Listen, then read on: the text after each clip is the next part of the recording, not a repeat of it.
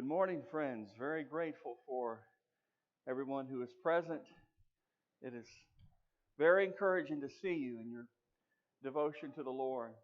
If you would please open to Matthew chapter 5. Matthew chapter 5. I do want to thank those who are doing so much behind the scenes here. I don't know, last time you've been, the flowers. Yeah, they're beautiful, huh? I did that yesterday. Uh, Stephanie wants to take credit, but it was really me. But dead man walking, that's what I am, dead man walking. There's so many people working behind the scenes here. I don't know the last time you've been downstairs in the classrooms. We've got some tremendous teachers who are dedicated, and then there's more renovation being done down there. It's really coming along. And then what's coming up Wednesday, I do ask you to pray for that. So many have been putting forth a very diligent effort to reach out to people who are coming to our community, and we pray that we can hopefully get Bible studies from that, but at least let them know that there's a group of people down the road who would very much love to have them join us for worship and whatever we can do to help. But anyway, pray for that. But I just wanted to thank you. There's so many good things happening here, and I'm very, very encouraged by it. Yeah, in Matthew chapter 5, we know that this is the text that describes the Sermon on the Mount. And I love how this one person put it. Long before the cross, before the empty tomb, before the church was born, there was a hillside and a crowd. Ordinary people with calloused hands and tired hearts. Some came for healing, others for hope. Most didn't know what to expect. But then Jesus sat down. No throne, no trumpet, just the quiet authority of a man whose words would ripple through the centuries. And I thought, man, that's pretty good, because that's true. What he says in this sermon, which he repeated, no doubt, throughout his ministry in one way or another. But here he possibly initiates it. And he lays it out. And in the onset of this sermon, he gives what are known to us as the Beatitudes. And in describing the Beatitudes, in describing, that is, who we are before God and how we should be before God, he emphasizes that this is the good life. This is the blessed life. This is where you'll find happiness, yes, because that's what the term means. I mean, blessed, it means happiness. And it comes for us from the Latin beatitudo. So that's where we get this concept of the Beatitudes. But he's describing people who are fortunate. People who have found a very valuable life, a meaningful life.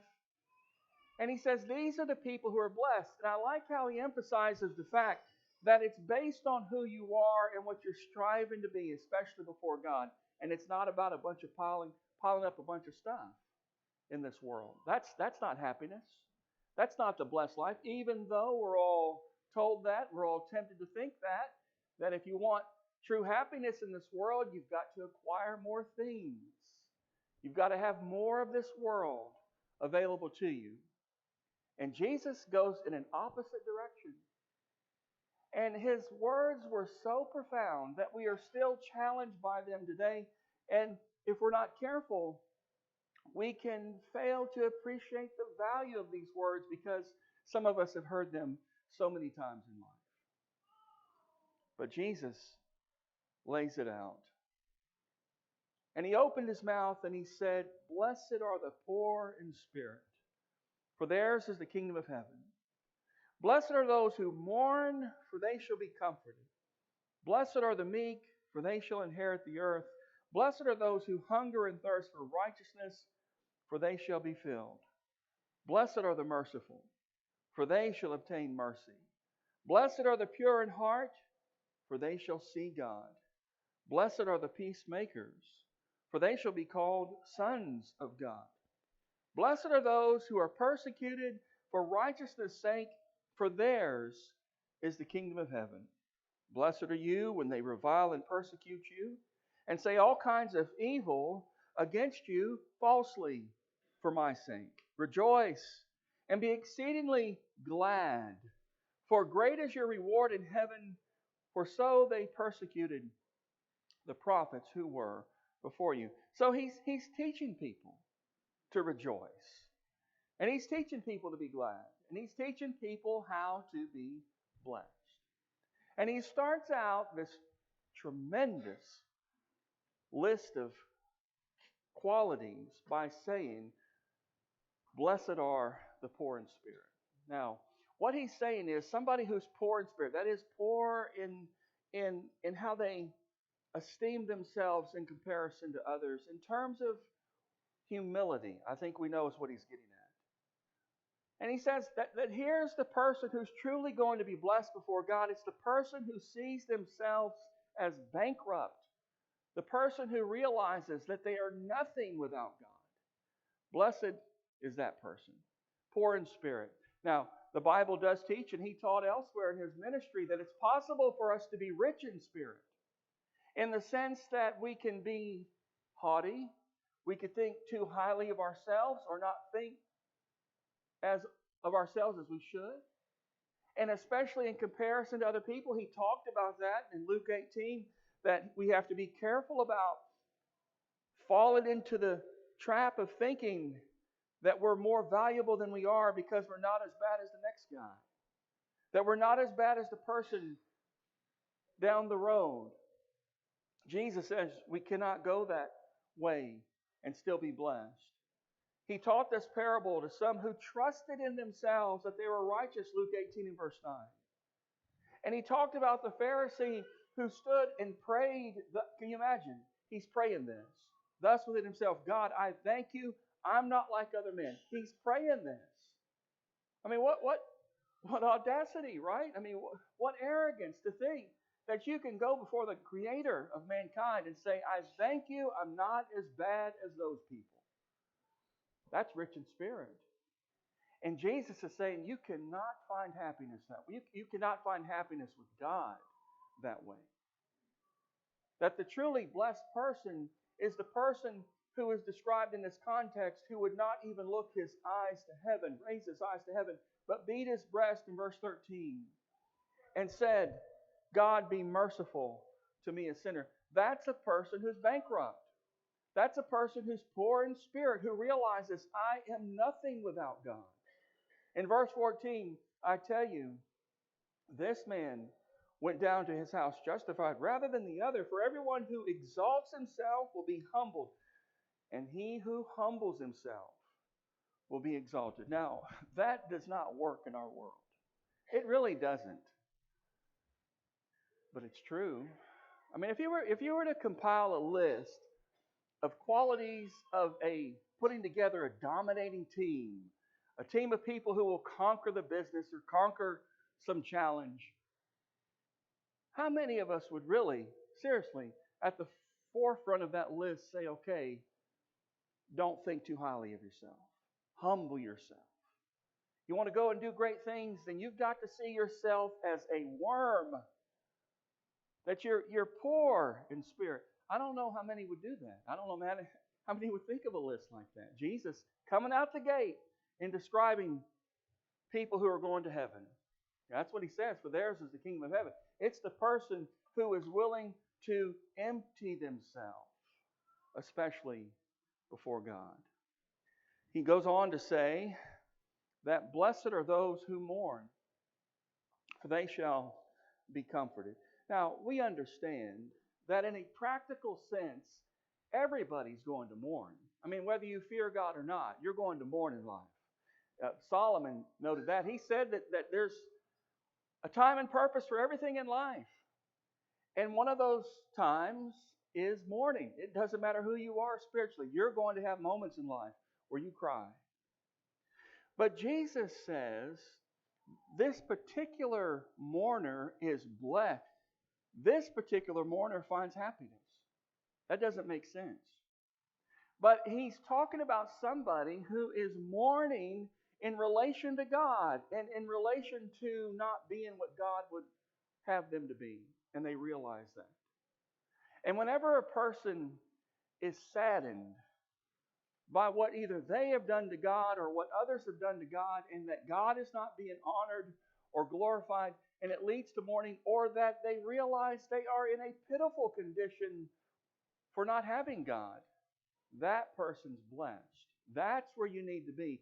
It's like God, it's like a magnet, that He is automatically drawn to those who are sorrowful, who are saddened, especially over sin in this world. It's like He's a magnet. He gravitates toward people who are suffering and people who are more. He just gravitates toward that. And it says that those types of people are going to be comforted by God. That's the implication. Now, Jesus taught, and it's a very common parable to all of us, but the man who left his father, who was rich in spirit, right, and rich really in his material wealth, that prodigal son went out and lived a life apart from the father. And he came to himself and realized that he was nothing without his father. And he was mourning. He was saddened. And he humbled himself. And he said, I want to go back to my father. And I want him to know I am not worthy to be your son. You owe me nothing. You owe me nothing. I'm sorry for hurting you. That's mourning. And what we see is the father, before the son could even get to the father to say his piece, the father's running to him and is weeping as well in receiving his son back. That's God talking to you. That's God telling me that when I realize I have messed up, I should not have thought that, I should not have done that, I should not have said that, I should not have committed that. And I'm sorry for that, genuinely sorry for that. Well, then you can know it's a magnet. God's coming to you. He's coming to you. And He's going to comfort those who humble themselves and mourn, especially over their sin. And you have to have that spirit.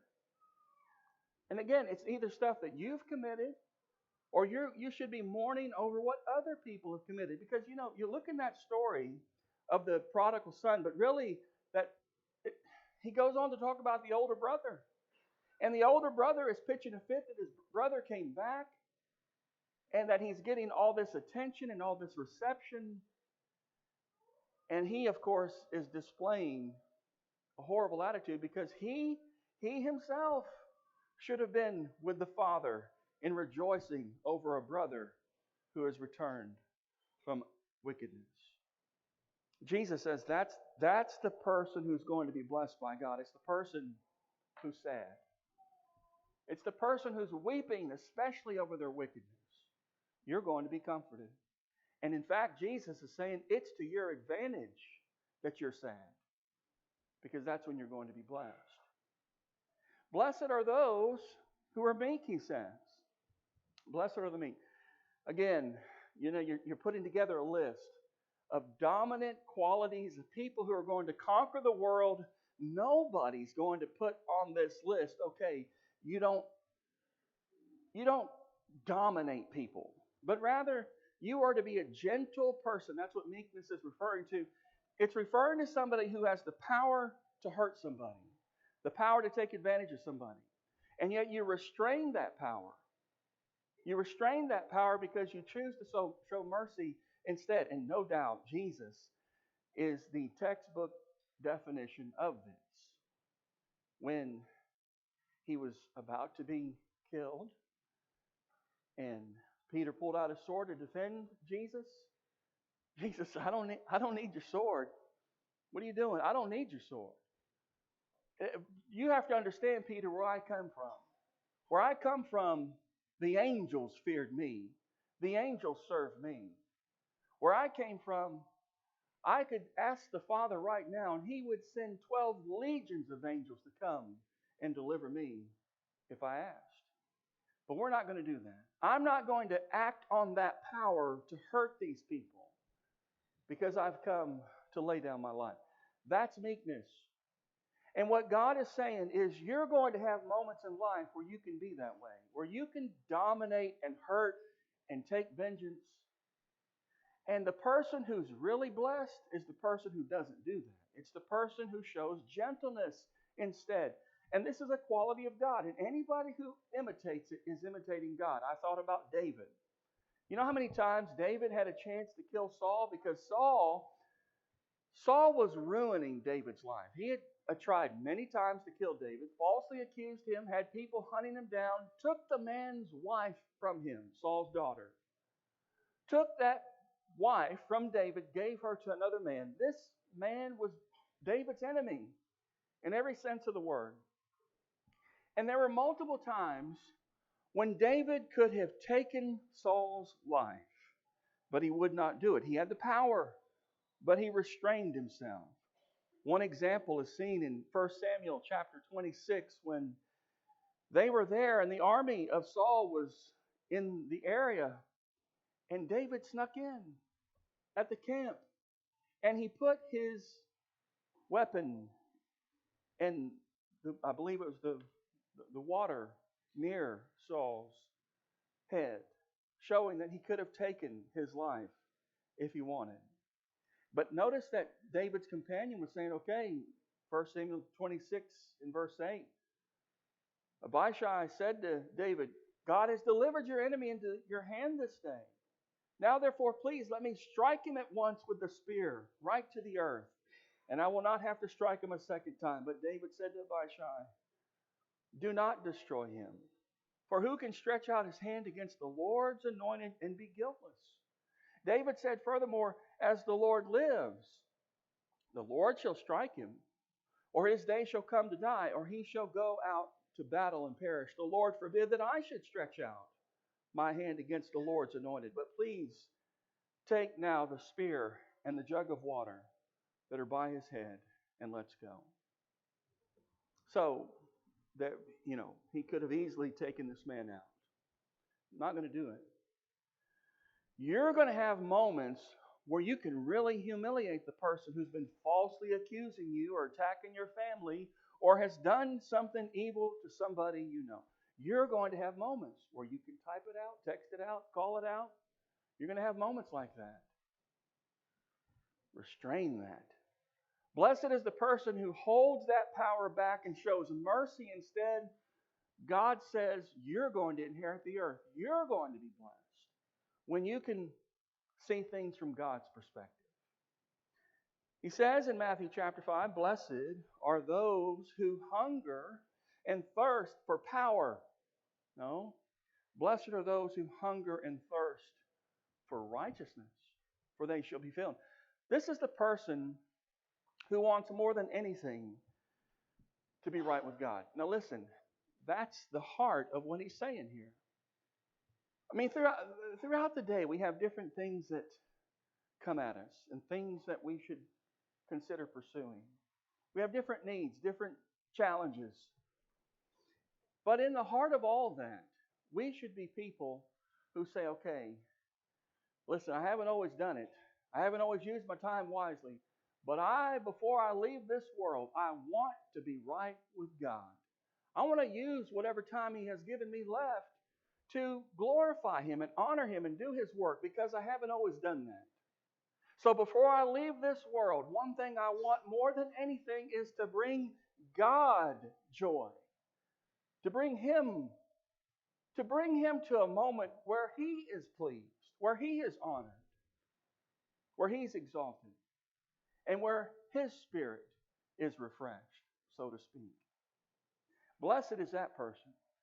Blessed is the person who doesn't want more and more and more and more of this world, but wants more than anything. If I had one last wish, what would it be? God, make me right with you. I remember a young person asked that question one time to a group of us. And she said that if you could ask God one question, what will it be? And I can't remember everything that was said by people, but the comment was made. If you could ask God one thing, what would it be? God, will you please forgive me? Will you please have mercy? I want to be right with you. That's all I care about. And Jesus says, this is the person who's going to really be happy in life, who looks for the path to God, who hungers to be right with Him, and is reading His Word daily. As a child who is nursing on milk, this person is laying aside all malice and deceit and hypocrisy and envy and evil speaking, and is desiring the pure milk of the Word that they may grow thereby. That's the person who is going to be blessed by God. The person who's not perfect, you're not perfect, but you're striving to honor God. You're striving to glorify Him in what you want and in what you're striving to do. Blessed, he says, are the merciful. Now, this is a hard one. Blessed are the merciful, for they shall obtain mercy. The reason why this is so hard is because now you have to fill in the blank with someone else's name. Blessed are you when you have to show mercy to this person or that person. When it actually gets specific, and it's not just a theory, this is something you have to do, of actually extending mercy to somebody who may have truly hurt you. But he says now, when you have that moment and you do that, you're blessed. Now, why is it so important I get this down? Well, he goes on to say in Matthew chapter 6, and we can see that if you forgive men, verses 14 and 15, if you forgive men their trespasses, your heavenly Father will also forgive you. If you do not forgive men their trespasses, neither will your Father forgive your trespasses. And what we know Jesus meant by that is we have to at least have a forgiving spirit. Father, forgive them. They don't know what they are doing. That forgiving spirit. But willing to extend this. Now, why is that so important? Well, he says, now you've got to look down the road. Because down the road, there is a judgment day. And on that judgment day, you're going to want more than anything for God to have mercy on you. And when you've been a person who has extended that mercy to other people, you're going to have a valley of mercy available to you from God. If you show mercy, I'm going to show you mercy. If you don't show mercy, I have no mercy for you, is what God says. And it's that important. So, who's going to be happy in life? It's not the person who takes vengeance. Vengeance is the Lord's. It's the person who prays for their enemy, who blesses those who curse them and spitefully use them. It's the merciful. Why? Because I know what it's like to mess up. I know what it's like to need God to forgive me or for other people to forgive me. I know what it's like. And so I give that to them. Blessed, he says, are the pure in heart. Now listen, he did not say blessed are the perfect. You're not going to get there.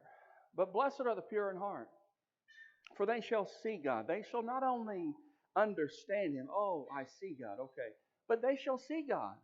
They shall actually see Him and be like Him one day, I believe is the implication. Blessed are the pure in heart. This gets back to that person who is striving to be right with God. Well, you know as well as I do, this battle that we're in does not stop. It just doesn't. And whenever you think, well, I've whipped that thing or I've conquered that problem, and you go a while and what do you know? It's back. But not only is it back, other things always come up. You always have a conflict in your heart when you're trying to live for God. You just can't. As long as we're in the flesh, we're going to have this battle. And he says that you're going to have these fleshly lusts which war against the soul. That's the conflict we all have. But blessed are the perfect? No. It's the person who's striving to be pure, who's striving to get back up and have God at the center of their heart. For they shall see God, is the promise. Again, like I said, I believe Jesus was describing qualities of anybody who's going to walk with God and throughout time. And David, a man after God's own heart, even he himself said, God, give me a clean heart. Create in me a clean heart. Help me have a clean heart. I cannot have a clean heart without you. Help me overcome my flesh. Help me overcome my lust. Help me overcome the things that war against my soul daily. Help me deny myself. Pure in heart. You fight that battle. Can you imagine what it's going to be like when you see God?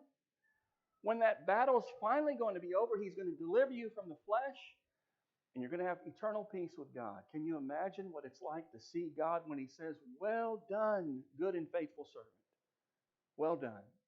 Not perfect, but you fought the fight. Well done. Jesus says, blessed are the peacemakers, for they shall be called sons of God. Now, notice that He's saying, blessed are the peacemakers. This is important as well because we have a world that is consumed with itself. Why is there road rage? Seriously. What's the root cause of road rage or problems on the road? It's people being selfish, right? Or thoughtless or inconsiderate. And as a result, it can bring that out of us if we're not careful. That's the way it is across the board. That He says before Christ, we were people who were self-centered. We were people who thought about our own interest only, in pleasures and lust, living in malice and envy, hateful and hating one another. But when the kindness and love of God, our Savior, toward man appeared, He saved us by His mercy, is what He says. Well, as a result of this hate that is so rampant in people who don't have God at the center of their heart, you're going to have division. You're going to have conflict. You're going to have people who are dividing people because they are arrogant or because they are looking for their own interest. The person who divides, they are not associated with God. It's the person who makes peace. That's the person who is a child of God. It's not the person who prays for peace. It's not the person who desires peace or looks for peace or hopes for peace or wants peace or professes peace. It's the person who makes peace. The peacemakers, which implies sacrifice, which implies meekness, which implies mercy, which implies that you're willing to lower yourself to strive to the best of your ability to be at peace with all men. The peacemaker approaches and tries to resolve the conflict peacefully instead of just simply believing false statements and repeating them. In Matthew chapter 18, it says in verse 15, beginning, if your brother sins against you, go and tell him his fault between you and him alone. If he hears you, you've gained your brother. You have created peace. But if he will not hear, take with you two or more, that by the mouth of two or three witnesses every word may be established. If he refuses to hear them, tell it to the church. But if he refuses to hear the church, let him be to you like a heathen and a tax collector. This is a person who's gone the extra mile to try and resolve this conflict righteously and peacefully. But what we do see is that we have to at least approach. You know, it's just real easy to hear something about somebody and just simply repeat it. It's just a lot easier. You know, just keep passing that judgment along. The hard part is to investigate. The hard part is to see if it's true. The hard part is to do some approaching. The hard part is to encourage repentance. That's the hard part. But the person who does that, that's the child of God. It's the person who's willing to do whatever it takes to have peace and righteousness. That's how God is. You know, we look like our parents, right? And a lot of our behaviors have come from things we've seen in our parents. The person who makes peace looks like God. They act like God. They have the mind of God. Because God wants peace. He wants reconciliation. And finally, Jesus said, "Blessed are those who are persecuted for righteousness' sake, for theirs is the kingdom of heaven." All right, people, I'm giving you the secret sauce, so to speak. I'm telling you, this is how you live the good life. All these qualities. But here's what you need to know before you start jumping up and down and applying these things. Most people are not going to celebrate your decision to apply these things. Most people are not going to rejoice that you are a person who is humbling themselves and striving to do what's right and not wanting to take vengeance. Most people are not going to hold your arms up on that. He goes on to say that if they persecuted me, now can you find anyone in the history of mankind that always said the right thing with people, always did the right thing? He was always holy in how he treated people, and yet even Jesus could not get all people to like him. Even Jesus could not get all people to avoid saying wrong things, false things about him. Even Jesus couldn't pull that off. And he says, now listen, if you're going to live like me in a world of darkness, then here's what you can expect. They're going to do the same to you. There is no way you can be righteous consistently in this world and avoid false judgment. People are going to hate you. People are going to reject you. Not everybody, but there will be those who do. Don't be surprised by this. But he says that you're blessed. You're better off in life, going through life where people are hating you for doing the right thing, than striving to be pleasing to all people and avoid that persecution. That's not the good life. The good life is sacrificing your earthly peace and honor to give God glory in how you live. Blessed are those who are reproached for the name of Christ, is what it says in 1 Peter chapter 4, in verse 16. If anyone suffers as a Christian, let him not be ashamed, but let him glorify God in this matter. You know, I thought about this. That you remember when Peter and the apostles, they were told not to preach, and then the authorities still beat them, arrested them, and threw them in jail and all that. And do you remember how they were thankful, they were rejoicing that they were counted worthy to suffer for the Lord? I wonder if the reason they were rejoicing so much is because they finally conquered their fear of being rejected by men. They were willing to endure the rejection of men for God. They had finally overcome themselves. I mean, how many people are cowards who are not willing to stand up for the Lord because they don't want to be rejected or they don't want to stand out in a world of darkness? I think we're all tempted to be that way. But if you can overcome that rejection and you're willing to suffer for the Lord, then you found the good life. You found the blessed life, the fortunate life, because there is nothing that can stop you if you're willing to be embarrassed for the Lord, humiliated for the Lord. Don't be ashamed of that. Endure it. You're doing exactly what God wants you to do. Now, notice this stuff right here. This is really cool. I did not know this until this lesson. Even though I'm like you, I've looked at these things tons of times. No, look what he said. He says, there's the kingdom of heaven. Now, I didn't catch this before, but he starts out, blessed are the poor in spirit, for theirs is the kingdom of heaven.